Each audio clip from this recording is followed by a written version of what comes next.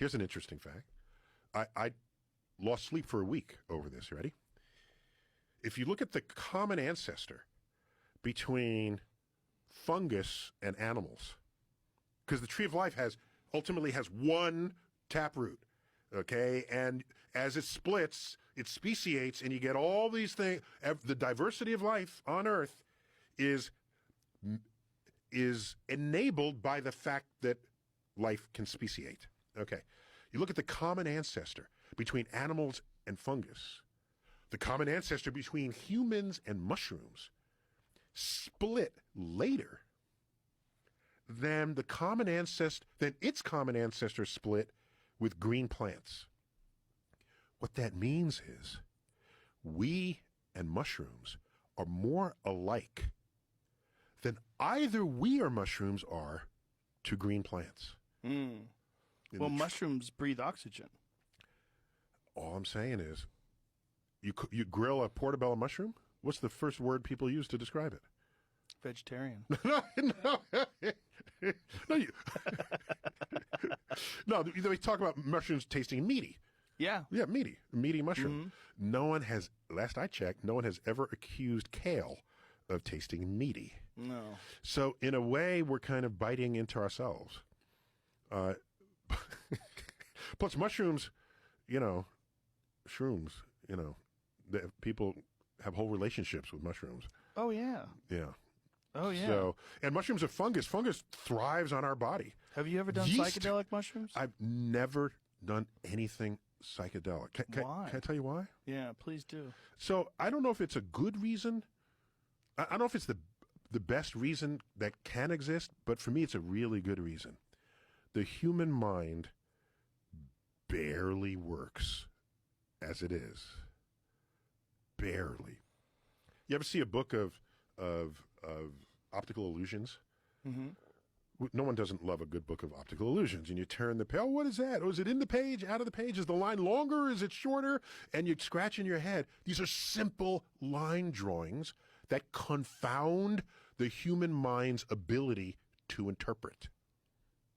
Our brain barely works as an accurate decoder of the natural world around you.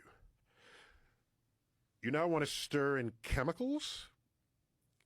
I recognize it'll take you on a ride, but I have always valued objective reality.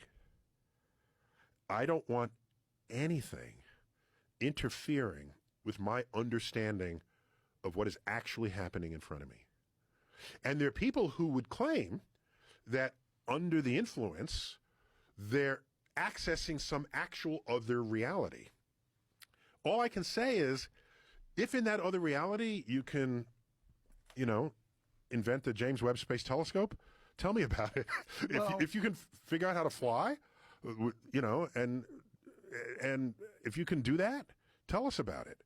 And there are people say, oh, I visited Venus when I was on a head trip. Did you bring back evidence? Evidence matters. Okay. Did you bring it? No, but it was in their head. Well, the material world, what we're talking about is actual physical objects, right? It's if you could bring physical back world, the physical something, universe. the physical, where what they're experiencing is something akin to, you could call it a hallucination. You could call it a portal where physical reality doesn't exist, and you only exist as consciousness. Here's my skepticism. I don't mind people saying that they visited another planet, or whatever, wherever they're visiting, or some astral plane. Okay, I don't. Okay, write a travelogue and share it with people, as some have done. I guess I would ask whether what you experienced is part of an objective reality that we can all recognize. Because if it's not, then it's completely in your head. And if it's completely in your head, but wait a minute, it's less useful. But what do you mean by that? Part of an objective reality? An objective reality. So here's an example. When people have these near-death experiences, okay, or one where they're dying on a table, and they are commonly described, they leave their body, and they look back on themselves, okay? That's a thing going, that's something, okay? Right. Let's investigate this, okay? So, the test for whether you really left your body or whether you were hallucinating it is get some writing that faces the ceiling up above your body, okay? And they've done this experiment. And if you're floating above your body, above that piece of paper, when you come back to life, you should be able to say what's written on that piece of paper.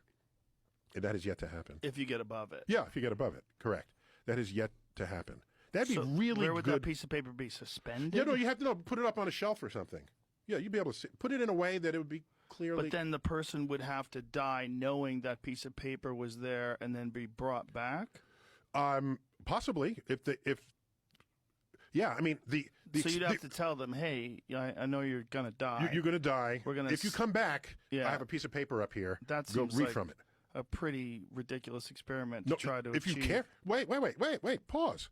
Pause? From ridiculous So experiments? like, hey, I know this guy's about to die, but instead of concentrating on bringing him back to life, let's write down on a piece of paper and leave it on the shelf. But who the fuck is going to do that? No, you know what they did? What? In 1895, after Wilhelm Röntgen discovers X-rays, and they find out it penetrates your body, and you can see bones inside your body, you know what they did? What? They set up X-ray machines at the bedside of dying people to see if they can see a soul leave the body.